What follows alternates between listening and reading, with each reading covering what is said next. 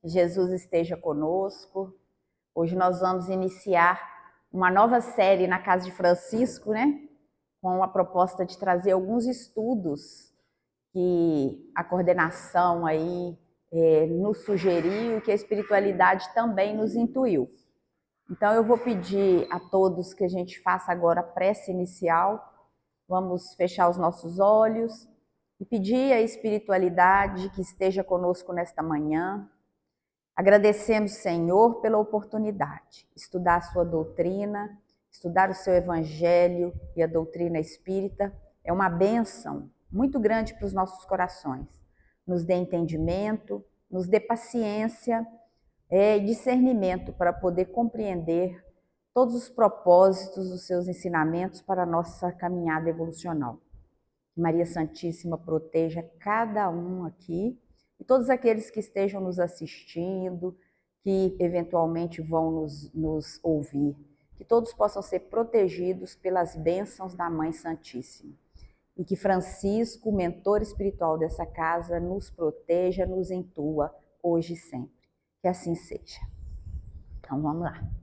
Hoje nós temos um desafio, né? Que eu conto muito com vocês também, para que a gente possa medir, né? Mensurar se vamos precisar estender ou não, se a gente consegue fazer aí esses estudos dentro da proposta, né, da casa. Só para a gente se situar, o tema nosso hoje é os exilados de capela. Nós vamos trabalhar com esse tema, mas também a gente não poderia deixar de trabalhar com Emmanuel, a Caminho da Luz, até porque o Edgar Hermond, que é o autor dos Exilados de Capela, ele cita o tempo todo essa obra de Emmanuel, que é a história da humanidade, é a nossa história espiritual. E Emmanuel deixa isso muito claro: eu não quero contar a história humana, eu quero contar a história espiritual. Então pode ser que alguns historiadores falem, mas isso aqui está um pouco diferente, ou é a espiritualidade que trouxe. Não, Emmanuel deixa isso claro. A história humana, quem conta são os historiadores humanos, né? E quando a gente fala em exilados, a gente vai lembrar de algumas obras, né? Como o livro de Enoque, que é citado também, e também de uma fase, né, que está tão cantada em verso e prosa e que muitas vezes a gente não está entendendo muito bem, que é a transição planetária.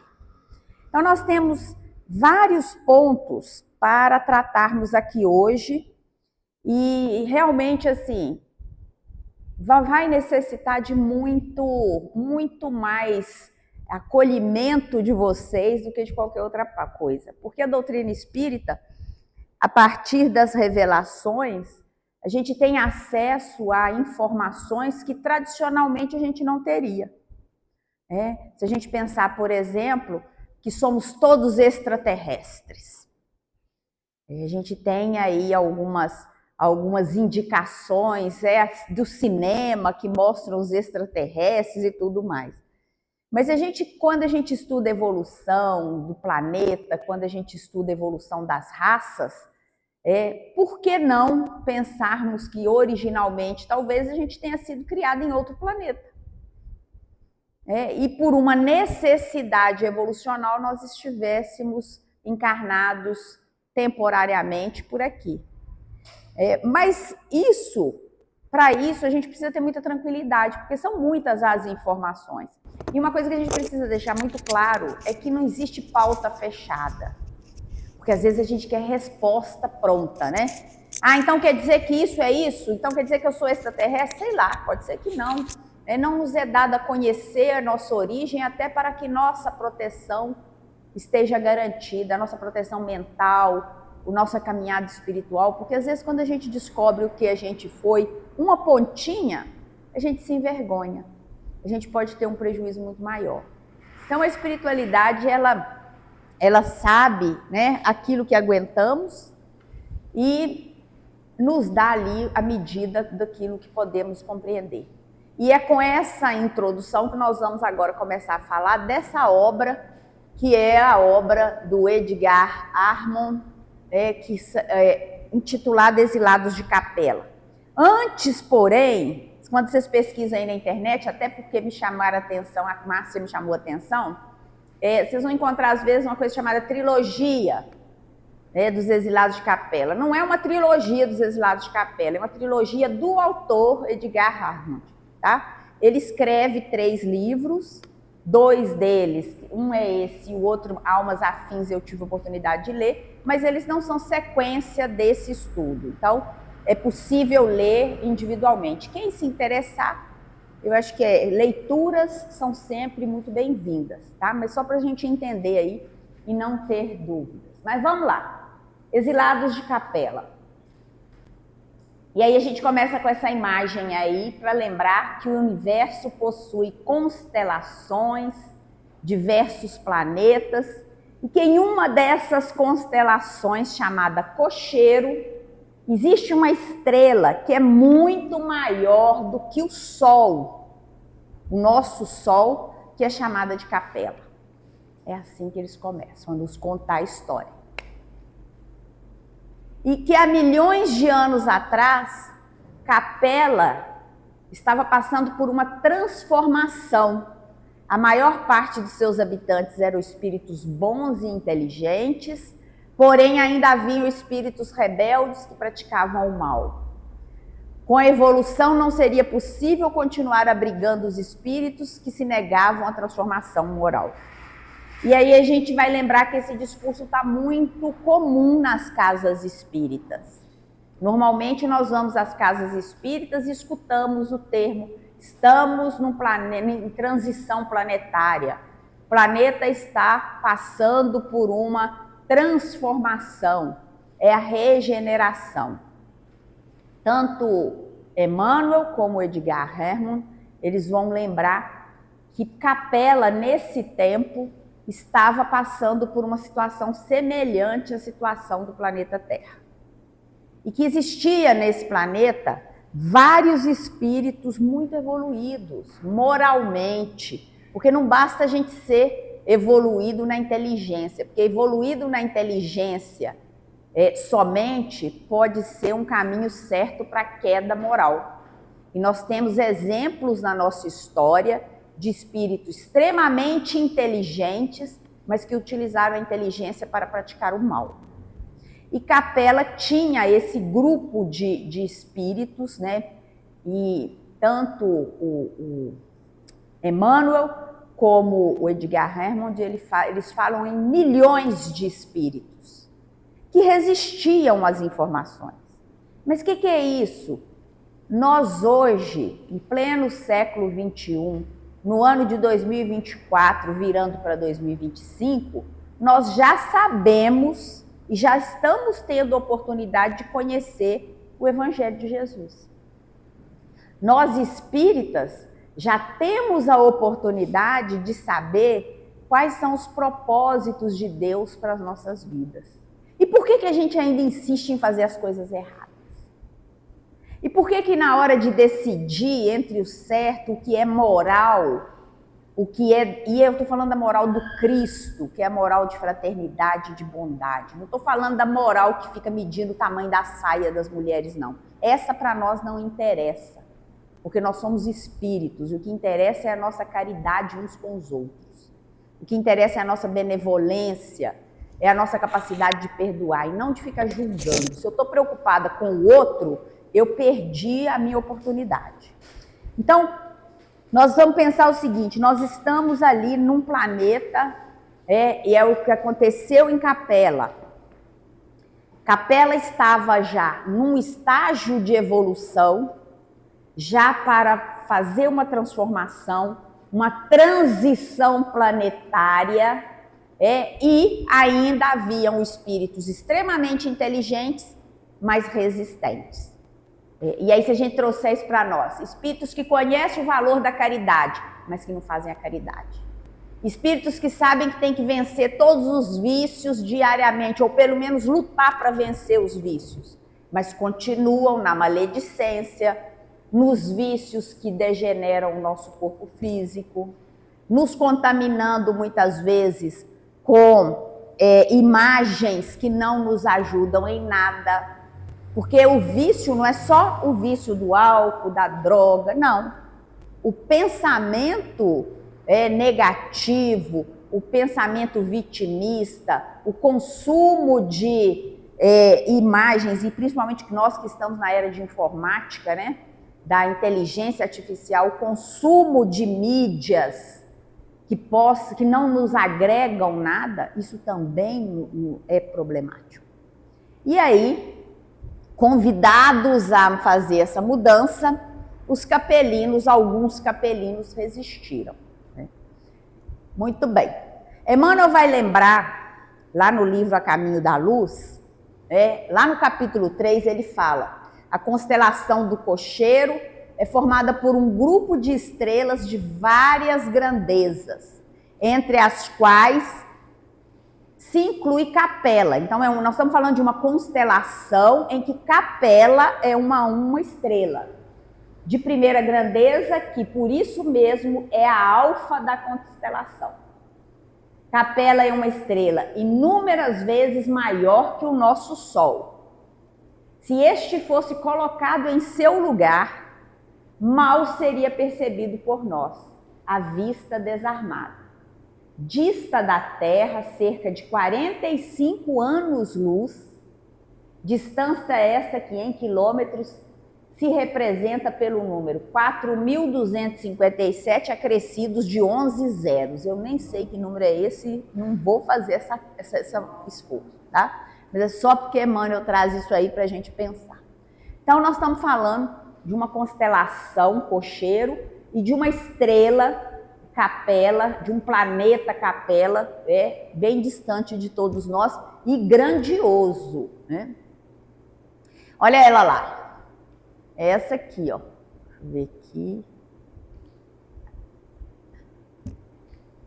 aqui, tá vendo? Ela tá aqui, a constelação é tudo isso aqui. E aí, apenas a título de esclarecimento, né, localiza, Capela está no hemisfério norte, tá? Desde a antiguidade, essa constelação é conhecida, porque nós vamos lembrar que na antiguidade os povos antigos eram estudiosos dos céus, né? Estudiosos das ciências, e muito do que a gente hoje ainda resgata, nós estamos bebendo em fontes lá de trás, viu, gente? Então, olha lá.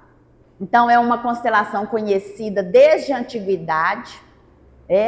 Esta bela figura de múltiplas faces é fácil de encontrar graças a uma estrela muito brilhante, que é a Capela.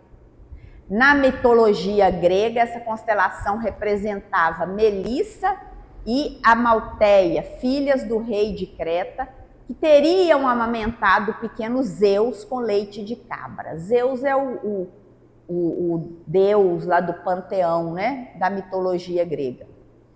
E é por isso que as cartografias celestes medievais representam Auriga como um jovem com uma cabritinha nos ombros e duas crianças em seu braço esquerdo.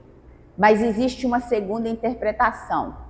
Auriga representa Erécteo, o filho de Hefesto, que é o Vulcano, né? Que inventou uma carroça para mover seu corpo estrupiado. Daí a tradução de Auriga para cocheiro. Isso é só curiosidade, né, gente? Isso é só para a gente ver assim, por que é esse nome cabra? Por que é o nome cocheiro? Tem explicação. Tem a explicação. Capela é considerada uma estrela cabra desde a época dos romanos. Quase a 50 anos-luz de distância, parece-se com o nosso Sol, mas é maior. Tá? Então, localizando aí este planeta. Muito bem. E aí, Capela, naquele processo ali de transformação, os espíritos superiores, eles decidem enviar essas levas de espíritos rebeldes para a Terra.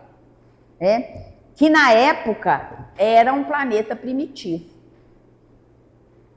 E olha que interessante, para que isso? Para que a gente possa aprender, para que eles pudessem aprender, ou talvez nós, né, pudéssemos aprender através do sofrimento.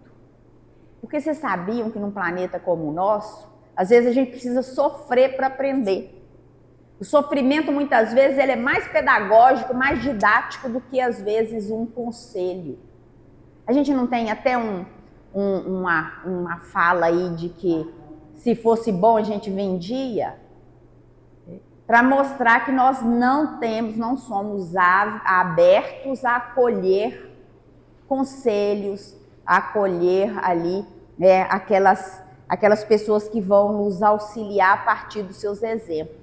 Então, nesse momento, o que acontece em capela há uma grande reunião dos espíritos puros e eles decidem que esses espíritos rebeldes, que apesar de saberem, apesar de conhecerem, estavam resistindo na prática do mal, esses espíritos seriam levados para um planeta primitivo e, neste caso, na época, éramos nós, a Terra.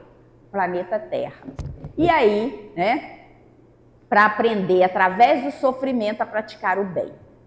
Jesus, que é o governador espiritual do nosso planeta, foi pessoalmente à capela. Para quê?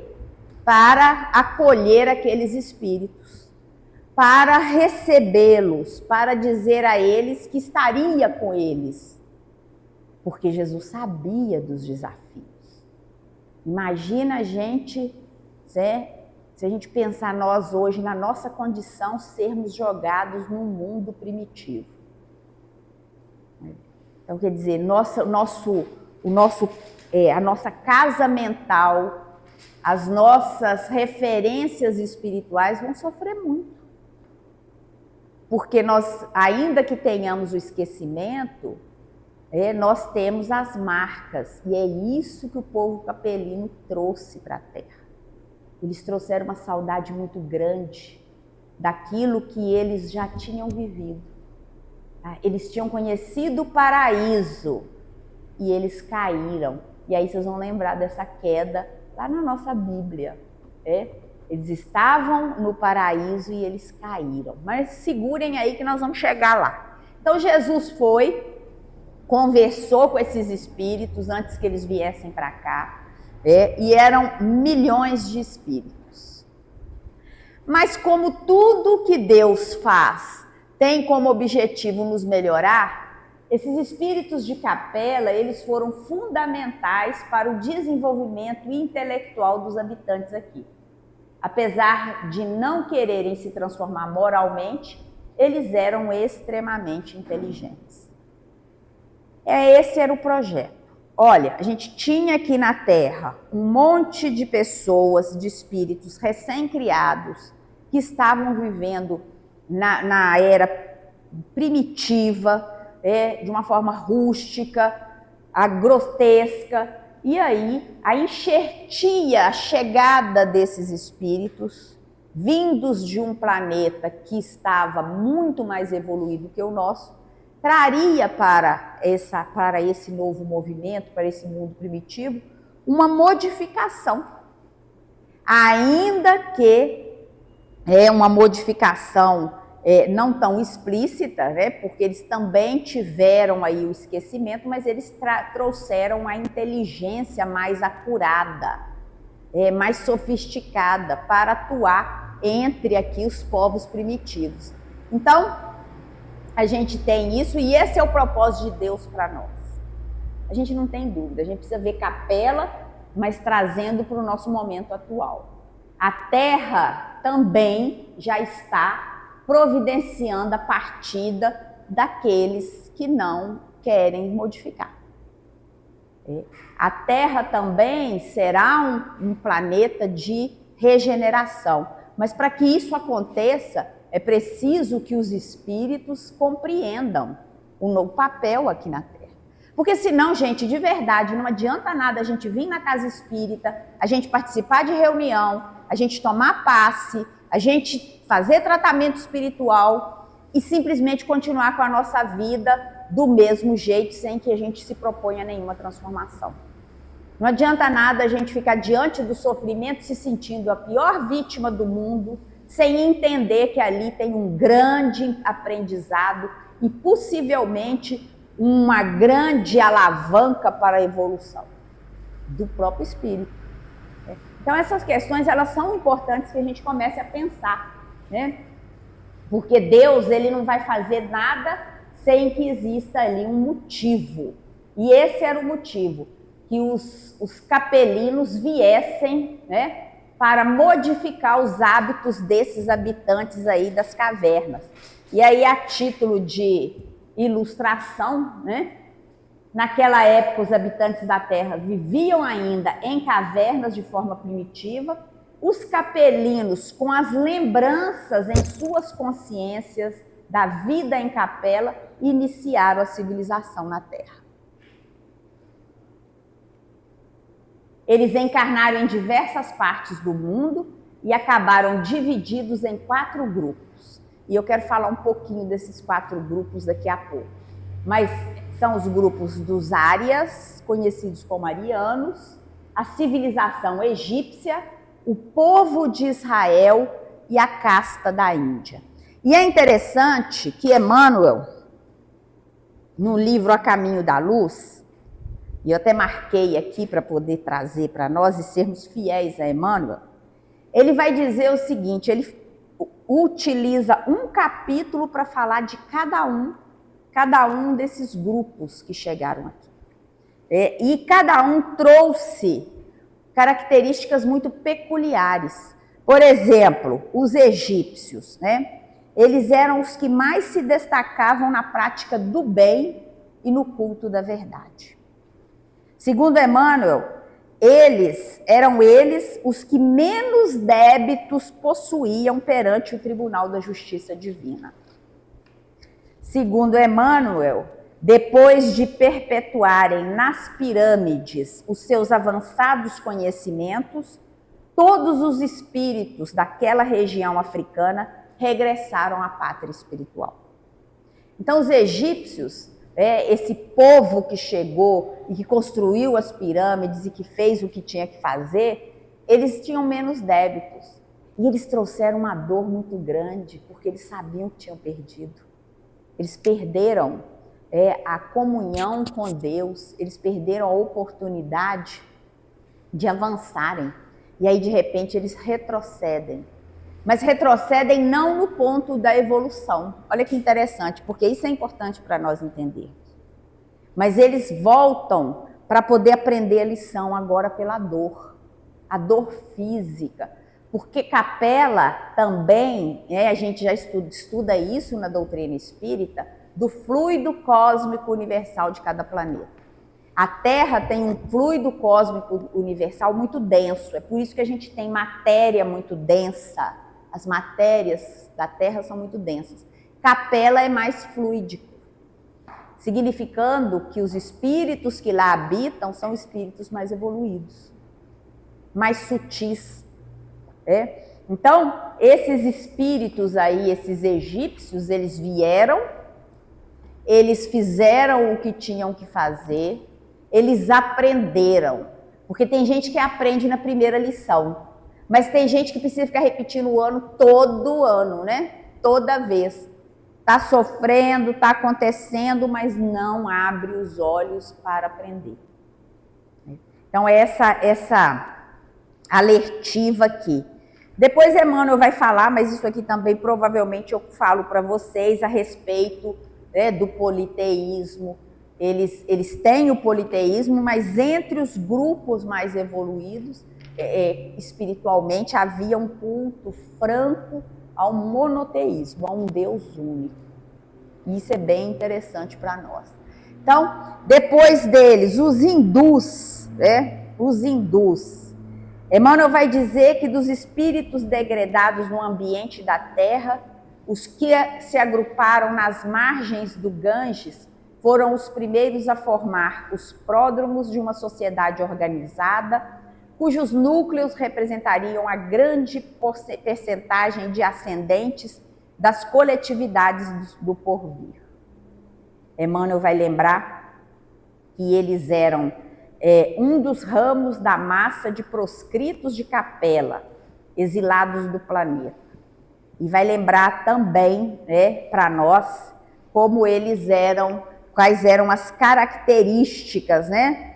Almas exiladas naquela parte do Oriente, havia muito recebido da misericórdia do Cristo, de cuja palavra de amor e de cuja figura luminosa guardavam as mais comovedoras recordações, traduzidas na beleza dos Vedas e dos Upanishads.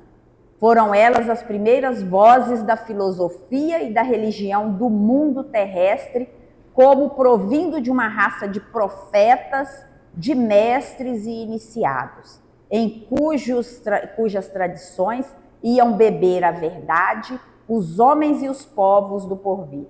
Então vejam bem, eles trouxeram a contribuição deles. Cada raça vai trazendo a sua contribuição. A gente tem a raça de Israel, que a gente conhece muito bem, né? Os famosos hebreus, aqueles que vieram ali e que tiveram, inclusive, Moisés ali como um dos grandes profetas. E Emmanuel diz o seguinte sobre os hebreus, não vou estender também muito aqui não. Ele vai dizer que era uma raça mais forte, mais homogênea. Ela tinha inalterada a capacidade de mudar. Mas eles tinham uma questão, o orgulho. O orgulho de achar que eles eram os donos da verdade. Será que a gente enxerga isso ainda nas nossas religiões? O orgulho de achar que eram melhores do que outros. E por isso eles vieram para cá. Uma vaidade aristocrática. Tinha uma crença em Deus fortíssima. Tinha uma fidelidade em Deus fortíssima. Porém, eram eles os melhores. Eram eles os que tinham a verdade. E também a China, como aí vem aqui também a Egito, falei, Israel, Índia e Árias. Aí vem os arianos, né? Não é a China, são os arianos. Os arianos que vêm também, então aqui os hindus europeus, eu marquei separado aqui, só para a gente... raça branca que representaria mais tarde os troncos genealógicos da família hindu-europeia. Espíritos revoltados com as condições do seu degredo. Pouco afeto aos místeres religiosos, ou seja, não era muito de religião. Né? Pela força das circunstâncias, impunham uma disciplina de resignação e humildade, não cuidaram da conservação do seu tradicionalismo na ânsia de conquistar um novo paraíso e serenarem assim as suas inquietações angustiosas. Isso aqui está no livro A Caminho da Luz e Emmanuel vai trazendo assim, muitas outras informações que a gente também depois pode ter oportunidade de desenvolver. Mas é importante a gente perceber que esses grupos eles vêm com características muito próprias. Uns vêm para nos ensinar a ter fé, outros vêm para nos desenvolver na tecnologia, outros vêm para nos desenvolver no pensamento, outros vêm para ensinar-nos a viver em grupos. Porque se a gente pensar lá no tempo da caverna, como é que era aquilo? A gente vivia um matando o outro. Se eu quero o seu arquinho, eu não vou te pedir o arquinho, eu vou te matar. E vou me apropriar dele. E ninguém tinha casa, e ninguém tinha nenhum tipo de organização. Então, esses espíritos capelinos, apesar de serem espíritos rebeldes, eles trazem para o planeta Terra um processo muito valioso de evolução. Ensinamentos muito valiosos. Nós agora, se desencarnássemos agora e encarnássemos num planeta primitivo, nós teríamos condição de levar para esses planetas melhorias. Apesar de todo das nossas dificuldades nesses planetas, nós teríamos lembranças, intuições que nos fariam crescer e nos fariam avançar. Então, a gente tem aí alguns exemplos, por exemplo, aqui olha as pirâmides. Aqui são as pirâmides egípcias, astecas e maias. É interessante que distantes geograficamente, esses espíritos, eles tinham características que eram muito similares. A forma como eles cultuavam a morte. a saudade do paraíso perdido. Né? Então, hoje, os estudos dos historiadores dizem que esses grupos foram responsáveis pela civilização do mundo. Muitos já evoluíram moralmente e retornaram para a capela. Outros continuam na terra, sem querer melhorar. Mas também aqueles que gostaram tanto, existem aqueles que gostaram tanto daqui que ficaram por solidariedade para ajudar no progresso do nosso planeta.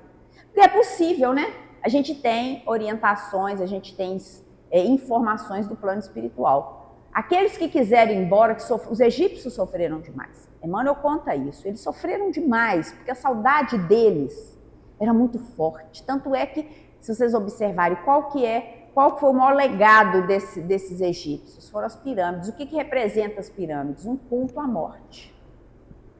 A pirâmide ela é feita para quê? Para que você possa voltar para o seu plano espiritual. E não voltar sozinho, você volta com toda a sua estrutura de vida. Por isso se depositavam tesouros ali dentro. Alguns até enterravam seus servos mais fiéis juntos. Porque na hora que eles despertassem no outro mundo, eles teriam toda a estrutura. É claro que isso era uma informação equivocada, mas que lembrava que tinha as reminiscências aí da vida além túmulo. Eles trouxeram isso e eles cultuaram isso durante muito tempo. Outros continuam resistindo, né? E aí a gente não precisa lembrar a quantidade de coisas tristes que a gente vê no nosso planeta, a quantidade de sofrimento causados pelas mãos humanas, pelo egoísmo, pela vaidade, pela ganância. A ganância destrói. A ganância de uns em reter aí riquezas enormes, ela só existe porque existem milhões, bilhões de miseráveis. Então isso é uma deficiência ainda moral, não é só econômica. Às vezes a gente fica preocupado com a economia, com política. Não, nosso problema não é esse, o nosso problema é moral. A gente não tem que discutir política, a gente tem que discutir moral. Porque o dia que nós estivermos vivendo o que Jesus nos ensinou e colocar nos nossos corações, não importa se você é A, B, C, se você vota na laranja, no morango, na melancia. Importa que nós somos uma única fraternidade universal. Importa que a gente tem os mesmos desejos para que o bem possa preponderar sobre o mal. Então, vamos lá. Hoje a Terra passa por uma transformação igual a que aconteceu em Capela. O que muitas pessoas dizem ser o fim do mundo, nada mais é do que uma transformação. E aqui, quando a gente lê essa obra, né, as pessoas, a gente está cheio de profecia, não é isso? Que vai 2000 não passará, não sei o que, não acabará. A gente tem várias profecias. A gente tem que lembrar o seguinte, e Edgar Hermond, ele conta isso, e Emmanuel também fala sobre isso. Desde que o mundo é mundo, a humanidade tem contato com o plano espiritual. Se a gente pegar dentro daquilo que nós utilizamos como base, que é a nossa Bíblia, nós vamos encontrar em várias passagens os profetas tendo inspirações com o mundo espiritual. São espíritos comunicando. São os espíritos trazendo os prenúncios de tudo. A Bíblia, quando a gente pensa nos expurgos da terra, porque como é que vai ser essa transformação? Vão acontecer expurgos, cataclismas. O Chico, e aqui eu trouxe aqui, a gente vai ver daqui a pouco uma fala do Chico, falando sobre os terremotos, os maremotos, as grandes tragédias climáticas, tsunamis, que vão vir.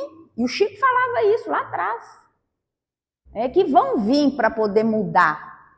Por quê? Porque também, segundo a espiritualidade, o movimento universal, quando houve um grande cataclisma, o dilúvio bíblico que todo mundo conta, Vocês já ouviram falar em Atlântida, já ouviram falar na Lemúria, são continentes que foram submersos e que há profecias de que eles irão se reerguer. Mas por que eles vão se reerguer? Porque a Terra vai se movimentar. Com a proximidade de alguns cometas, de um cometa que veio há alguns milhões de anos, os dinossauros foram extintos. Porque houve muitos movimentos na Terra. O eixo da Terra modificou sua rotação e isso modifica tudo. Se vocês lerem, se a gente ler essa obra, estudando essa obra, a gente vai ver como muito do que às vezes a gente vê rapidamente, até nos filmes e nas profecias, tem explicação. Não precisamos esperar que a Terra vá ser arrasada, não. Pode ser que alguns lugares vão desaparecer, porque os oceanos vão tomar conta, porque o degelo é uma realidade. Mas ao mesmo tempo que some um, surge outros. E é isso que eles vão nos contar. E o dilúvio bíblico, por exemplo, ele foi contado, não foi só por Moisés na Gênesis. Edgar Harmond, eu não sei se eu pronuncio direito, né? Harmond. O Edgar, ele vai mostrar para a gente que isso também foi contado, né, numa narração sumérica babilônica, tá? Pelo Zissúturos.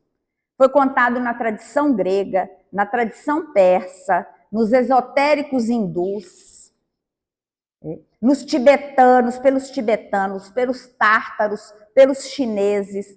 Então, assim, não dá para a gente pensar numa coisa como se não existisse.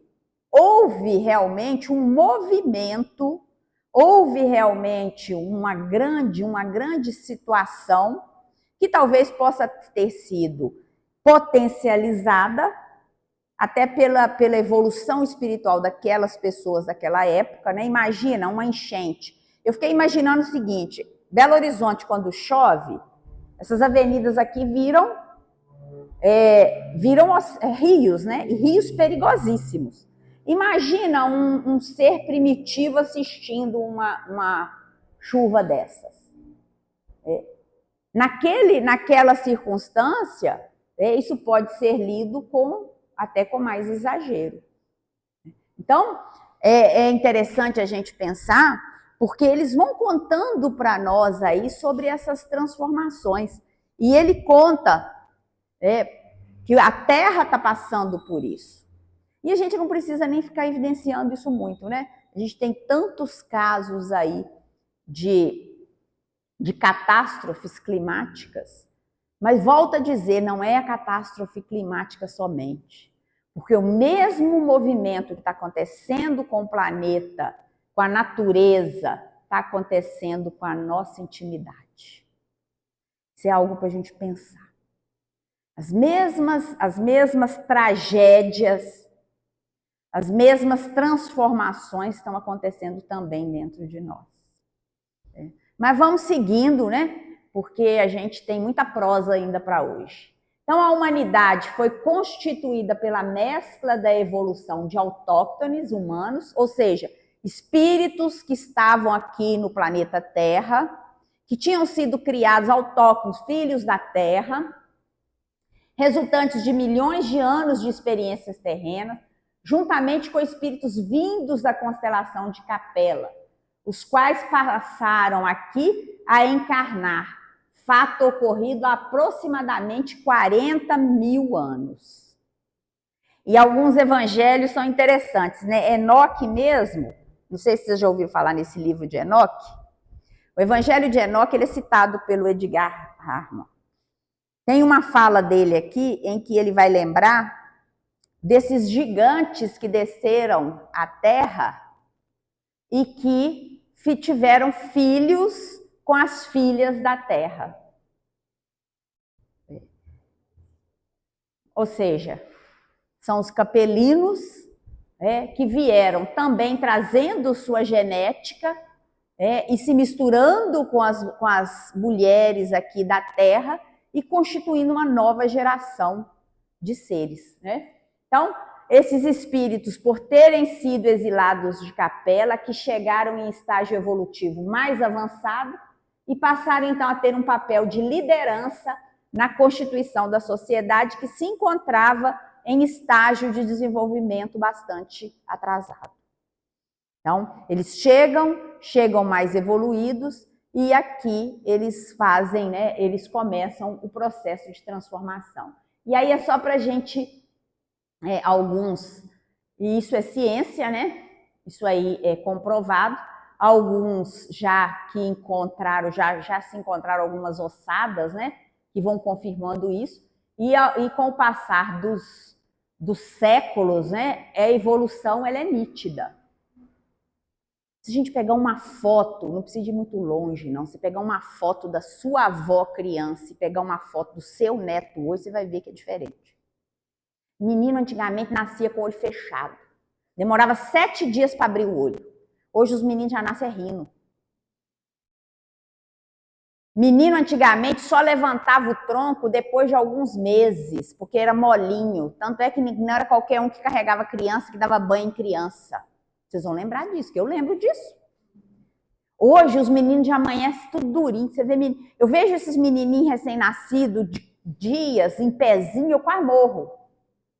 Porque eu fico lembrando da minha mãe falando que a gente não podia carregar os meninos, tinha que carregar tudo endurecido, amarrado, né? Gente, a genética deles é diferente. Eles estão entrando com uma mudança diferente, a enxertia é diferente. Isso que a gente vê aí, que a ciência já define aí, né, como Homo erectus, como primatas, símios, Homo sapiens sapiens, isso aqui a gente não precisa de muito longe. A gente consegue identificar isso no nosso próprio ambiente familiar. Quando a gente vê as nossas crianças hoje e como eram as crianças antigamente. Ah, mas antigamente a gente não podia nem piar. Mas também os pais estão mudando. Alguns mudando para caminhos, né, complicados, porque ajudar o seu filho a evoluir não é permitir que ele faça o que ele quer, né? Mas enfim, vamos voltar para Emmanuel. Emmanuel, o homem, para atingir o complexo de suas perfeições biológicas na Terra, teve o concurso de espíritos exilados de um mundo melhor para o orbe terráqueo. Espíritos esses que se convencionou chamar de componentes da raça adâmica. E aí é importante a gente lembrar Adão. O que é Adão? Adão é um homem? Não, Adão é uma raça. É um grupo, né? Que foram em tempos remotíssimos desterrados para as sombras e para as regiões selvagens da terra, porquanto a evolução espiritual do mundo em que viviam não mais a tolerava, em virtude de suas reincidências no mal. Olha que interessante, né? Qual que é a nossa história do paraíso? Adão e Eva viviam lá, comeram o fruto proibido e foram expulsos do paraíso. Qual que é a história de Capela? O planeta estava evoluindo no bem, existiam espíritos que não aceitavam isso, estavam resistentes e foram levados para o planeta Terra para que eles pudessem ter oportunidade de reviver, de aprender, de serem melhores. Qual das historinhas faz mais sentido para nós? Qual que toca mais a nossa inteligência? E aqui na Terra esses espíritos puderam aprender, alguns ainda estão patinando, outros já voltaram, porque o processo de evolução é constante. E aqui eles deixaram o legado, deixaram as marcas, aquilo que a gente precisa para aprender, né? Isso quem fala é Emmanuel. E aqui é importante a gente lembrar que Emmanuel também fala das 5 grandes raças-mãe, que a gente chama de raça adâmica, de Adão. Na verdade, são raças. Ele vai lembrar que 5 grandes raças. E aí ele vai lembrar da primeira raça formada por espíritos que vieram no astral terreno e que não possuíam corpos materiais. E por isso eles não reencarnaram na Terra. Eram espíritos que tinham como característica a astralidade, não conseguiram encarnar. Teve essa leva aí. Segunda raça, formada por espíritos já encarnados, que desenvolveram forma, corpo e vida própria, conquanto pouco consistentes. São espíritos que estavam entre a astralidade e a materialidade. A terceira raça, a lemuriana. Estabilização do corpo, forma e vida e acentuada eliminação dos restos de astralidade inferior. Com essa raça começaram a descer os capelinos. É aqui na terceira raça que chegam os capelinos para o planeta. A raça Atlante, predomínio da materialidade inferior, poderio material, grupos étnicos, e aí tem alguns grupos que Emmanuel fala e o Edgar também fala. São os romaus, Tavactes, semitas, acádios, mongóis, turanianos e toltecas. E a raça ariana, predomínio intelectual, evolui até o atual quinto grupo étnico, na seguinte ordem: hindu-ariana, acadiana, caldaica, egípcia e europeia. E qual que é o projeto da transição? É que nós entremos na sexta raça. É a sexta raça, é a raça que vai sair desse projeto aí e vai estar mais evoluído. Emmanuel, no caminho da luz, olha o que ele fala sobre as 5 raças. Entre as raças negra e amarela, bem como entre os grandes agrupamentos primitivos da Lemúria, da Atlântida e de outras regiões que ficaram imprecisas no acervo de conhecimento dos povos, os exilados de Capela trabalharam proficuamente adquirindo a provisão de amor para suas consciências ressequidas. Como vemos, não houve retrocesso. Isso é importante, não tem retrocesso. Teve o quê? Teve providência justa de administração, segundo os méritos de cada qual, no terreno do trabalho e do sofrimento para a redenção. Então não tem, os capelinos não foram castigados. Adão e Eva não foram castigados. Isso é simbólico, a Bíblia é simbólica, é preciso que a gente entenda isso. Eles foram trazidos, é um agrupamento de raças que foram trazidos, olha, aqui não dá mais, o que a gente tem para te oferecer você não está aceitando. Então vamos lá, como é que a gente faz? Não aprendeu por amor, aprende pela dor. Vem cá, a dor é física. É você, por exemplo, lembrar que você está deixando para trás seus entes queridos.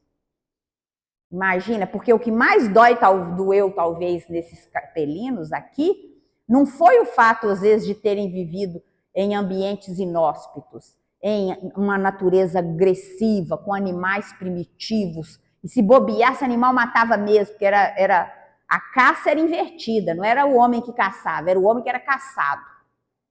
Não é sobre isso.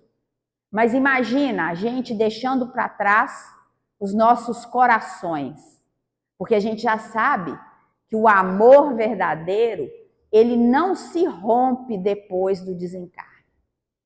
Os corações que amam, eles vão continuar conversando, vão continuar seguindo os caminhos juntos. Aí imagina, você foi deixado.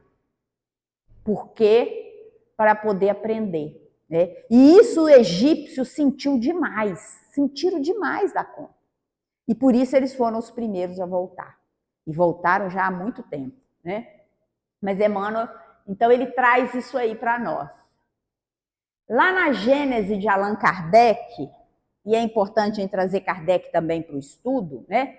Ele fala de emigrar, que é sair, e imigrar, que é entrar. Né? Então ele fala da entrada e das saídas, da imersão e da saída desses espíritos. Olha lá o que Kardec fala lá na Gênese, no capítulo 11. Em certas épocas, determinadas pela sabedoria divina, essas emigrações e imigrações se operam por massas mais ou menos consideráveis em virtude das grandes revoluções que eles ocasionam a partida simultânea em quantidades enormes, logo substituídas por equivalentes quantidades de encarnação. Os flagelos destruidores e os cataclismos devem, portanto, considerar-se como ocasiões de chegada e partida coletiva, meios providenciais de renovamento da população corporal do globo e ela se retemperar-se pela introdução de novos elementos espirituais mais depurados. Exatamente o que aconteceu em Capela. Sai e volta, entra e sai o tempo todo. Para quê? Para depurar. Na destruição que por essas catástrofes se verifica de grande número de corpos, nada mais há do que o rompimento de vestiduras. Nenhum espírito perece. Eles apenas mudam de planos. Em vez de partirem isoladamente, partem em bandos. Essa é a única diferença, visto que, ou por uma causa ou por outra, fatalmente têm que partir cedo ou tarde. E às vezes a gente fica assim, mas como é que acontece assim? E morre esse tanto de gente, e desencarna isso tudo. É só estudar Emmanuel, né? É só estudar Allan Kardec, é só estudar o Evangelho de Jesus à luz da doutrina espírita, a gente vai ver que até os desencarnes coletivos têm propósito no plano espiritual. Já que vamos juntar a galera toda e vamos embora, porque nós todos estamos precisando de aprender, então vamos no coletivo. E no coletivo é mais fácil do que no individual, né? E é isso que Allan Kardec traz para nós, quando ele fala dessa saída e dessa entrada aí dos espíritos. E aí, Emmanuel fala no tópicozinho sobre tradições espirituais da descida. Onde está Adão com a sua queda do paraíso? Debalde nossos olhos procuram aflitos essas figuras legendárias com o propósito de localizá-las no espaço e no tempo. Compreendemos, afinal, que Adão e Eva constituem uma lembrança dos espíritos degredados na paisagem obscura da Terra. Assim como Caim e Abel são dois símbolos para a personalidade das criaturas. Né? Caim e Abel, o bom e o mal, o que tem inveja. E lembrando, nós somos descendentes de Caim, porque Abel morreu. Então nós somos do mal. É ele que a gente tem que lutar. É contra ele. Não estou querendo desanimar ninguém, não, mas a gente precisa, entender o que é, porque senão a gente fica aqui com aquela ilusão ali, né? Nós estamos no mundo, quando a espiritualidade fala que a Terra é um mundo de prova e expiação, onde o mal predomina sobre o bem, toda a história da humanidade, ela mostra isso para nós, até nas nossas simbologias. Nós descendemos de Caim. Até a turma que veio para nos ajudar era a turma do mal, lá de Capela, que veio para cá. Claro, óbvio, com toda a assistência espiritual do Cristo planetário. Com toda a assistência espiritual dos prepostos de Jesus. Porque Deus, o projeto de Deus não é só para a Terra, é para o universo inteiro. Então é aquele negócio, quem já criou galinha aqui vai saber o que eu estou falando. Quando você está criando galinha, quando tem 2 galos no terreiro, começa a brigar, o que você tem que fazer? Separar. Porque 2 galos não vão conviver no mesmo terreiro. Então, se está ali um grupo, um agrupamento aprontando, vamos separar. Vamos colocar esse agrupamento num lugar onde que ele possa aprender, onde ele possa desenvolver, para que depois ele possa, já num estágio mais evoluído, chegar. Então, são símbolos. Quando a gente fala da descida dessa raça, Adão significa uma raça. É uma descida. Olha lá. Os expurgos reparadores, Lavrou entre eles tão terrível corrupção, aqui ele está falando da terra, que mesmo com a chegada dos capelinos, mesmo com a chegada desse povo que veio ensinar, Faltava o quê? Quando falta a evolução moral, quando falta a caridade, quando falta o amor, quando falta o senso de justiça, a tendência também é que as coisas se percam. E quando a gente lê o Velho Testamento, o que a gente vai enxergar? A gente vai enxergar que algumas cidades, alguns povos se perderam pelo pecado. Escutaram isso já? Sodoma e Gomorra, por exemplo, que não cumpriam as regras. É claro, pessoal, a gente tem que ler esses textos, que são textos sagrados, sim, porque permaneceram conosco, mas a gente tem que ler também com um olhar muito cuidadoso, porque a gente tem que lembrar que foram escritos lá atrás, para um contexto histórico, social completamente diferente. Então, mas que traz um ensinamento, a sua essência está lá. Então, olha lá. Lavrou-se entre eles tão terrível corrupção psíquica que, como consequência, ocorreu novo e tremendo cataclisma. A Atlântida também submergiu. Os arquivos da história humana não oferecem aos investigadores dos nossos dias documentação esclarecedora e positiva desse acontecimento, como, aliás, também sucede, e ainda mais acentuadamente, em relação à Lemúria.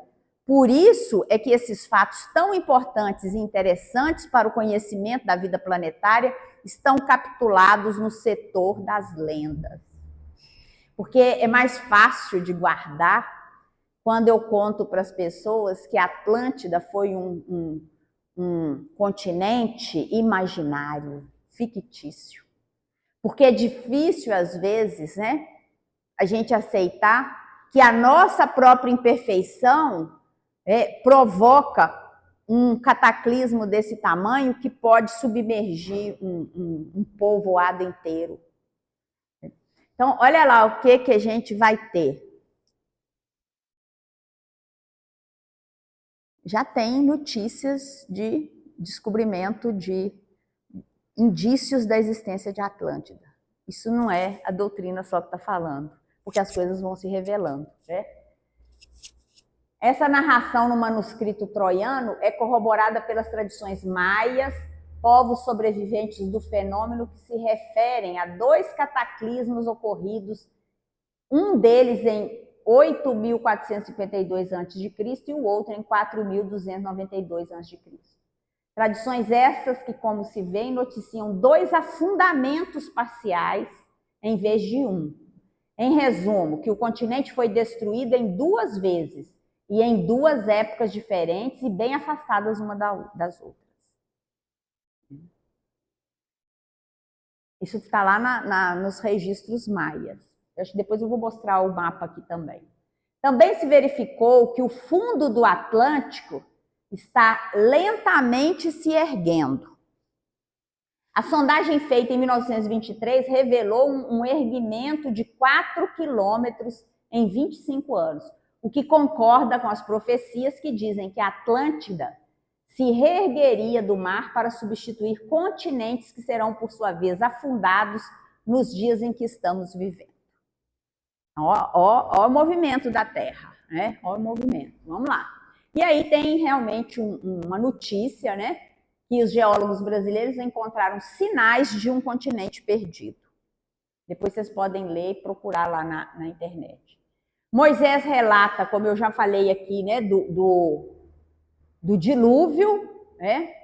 E é assim que ele coloca lá na Gênesis: esteve o dilúvio 40 dias sobre a terra, e todos os altos montes que haviam debaixo de todo o céu foram cobertos, e expirou toda a carne que se movia sobre a terra, tudo que tinha fôlego de espírito de vida sobre a terra, tudo que havia no seco morreu, e ficou somente Noé e os que estavam com ele na arca.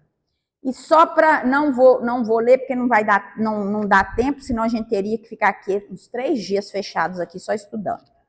E eu sei que a gente tem outras coisas para fazer, mas vamos lá, só para a gente poder entender, tá? Quando trata aqui que eu falei agora mesmo para vocês do dilúvio bíblico, não é só Moisés que registrou. O Sumério da Babilônia, olha o que eles fizeram, o povo sumério.